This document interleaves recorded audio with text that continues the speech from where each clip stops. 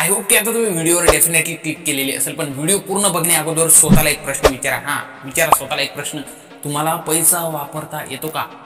हा प्रश्न तुम्ही स्वतःला विचारा. कारण पैसा जातो मान्य आहे, पण तो कुठे, कसा आणि का जातो हे जर तुम्हाला माहित नसेल तर मग तुम्हाला पुढे फ्युचरमध्ये पर्सनल फायनान्स रिलेटेड मोठ्या प्रमाणात प्रॉब्लेम येऊ शकतात. हो, आज जर तुम्ही एक स्टुडंट आहात, मोठे बिझनेसमॅन आहात किंवा तुमचा छोटा मोठा धंदा आहे किंवा तुम्ही नोकरीला आहात आणि महिन्याच्या स्टार्टिंगला तुमच्याकडे मोठ्या प्रमाणात जर पैसा येत असेल, जेवढा पण येत असेल पैसा जर येत असेल आणि तोच पैसा महिन्याच्या अखेरीस नष्ट होत असेल, म्हणजे तुमच्या खिशामध्ये ₹1 सुद्धा उरत नसेल, तर मग याचे एकमेव कारण एकच आहे, ते म्हणजे तुमच्या पैशावर नियंत्रण नाही.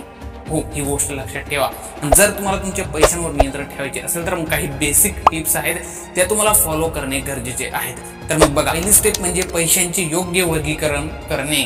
आता ते कसे, तर बघा, आता महिन्यामध्ये तुम्ही जिथे पण पगार कमवतात, जिथे पण तुमची अर्निंग असते महिन्यामध्ये, त्याला तुम्ही 3 भागांमध्ये इन्व्हेस्ट करू शकता. 50%, 30% आणि 20%. 50% मध्ये तुम्ही गरजेच्या गोष्टींसाठी पैसे खर्च करू शकता, जसं की घर भाडा झाले, त्यानंतर मग वीज बिल, त्यानंतर मग जेवण, यांसारख्या गोष्टींमध्ये 50% भाग तुम्ही इन्व्हेस्ट करू शकता.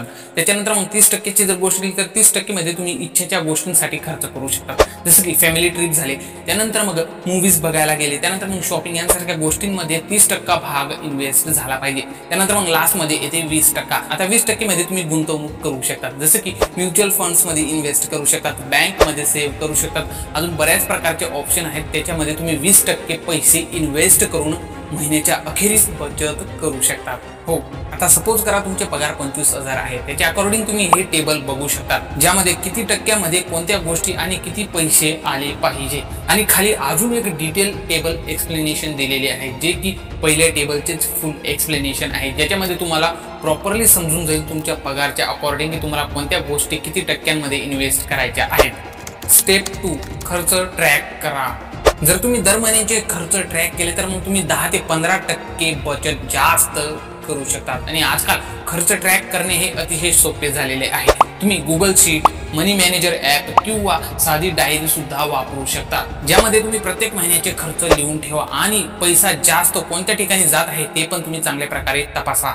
नंबर 3, स्मार्ट बचतीचे नियम. आता बघा, स्मार्ट बचत करण्यासाठी काही मोठी रक्कम आपल्याला लागत नाही. हो, फक्त काही स्मार्ट नियमांना आपल्याला वापरावे लागेल, फॉलो करावे लागेल, ज्यामध्ये पहिले आहे इमर्जन्सी फंड. हो, यामध्ये किमान तुम्ही 6 महिन्याचे पैसे इन्व्हेस्ट करू शकतात, गुंतवणूक करू शकतात, ज्यामुळे तुमच्यावर भविष्यात कोणती पण इमर्जन्सी सिच्युएशन आली, काही मोठी गंभीर समस्या जर तुमच्यावर आली तर त्यावेळेस तेच इमर्जन्सी फंडचे पैसे तुम्हाला कामात येतील. हो, ही गोष्ट तुम्ही लक्षात ठेवा. त्यानंतर नंबर 2, वारंवार जे काही लहान लहान खर्च होतात ते तुम्ही टाळण्याचे प्रयत्न करा, जसं की ऑनलाईन शॉपिंग झाले किंवा ऑफलाईन शॉपिंग झाले, त्यानंतर मग मूवीज बघणे, ट्रिपला जाणे, यांसारखे जे काही खर्च आहेत यांच्यावर थोडेसे नियंत्रण तुम्ही ठेवले पाहिजे. आता तुम्ही विचार करत असणार की व्हिडिओच्या एंडिंग मध्ये तुम्ही यांसारख्या गोष्टी सांगत आहेत, पण व्हिडिओच्या स्टार्टिंग मध्ये सेकंड पॉइंट मध्ये तुम्ही म्हणत होते की 30% पैसे यांसारख्या गोष्टींमध्ये इन्व्हेस्ट केले पाहिजे. तर मग बघा, 30% इन्व्हेस्ट केले पाहिजे, पण त्यांच्यावर पण काहीतरी नियंत्रण तुमचे असणे गरजेचे आहे, तरच तुम्ही महिन्याच्या अखेरीस पैसे सेव्हिंग करू शकतात. हो, ही गोष्ट लक्षात ठेवायची आहे. प्रत्येक गोष्टीमध्ये तुम्ही जर नियंत्रण ठेवले, गरजेपुरताच तुम्ही जर त्यांसारख्या गोष्टींमध्ये इन्व्हेस्ट केले, तर मग महिन्याच्या अखेरीस तुमच्याकडे पैसे सेव्ह होतात. हो, ही गोष्ट तुम्ही लक्षात ठेवायची आहे.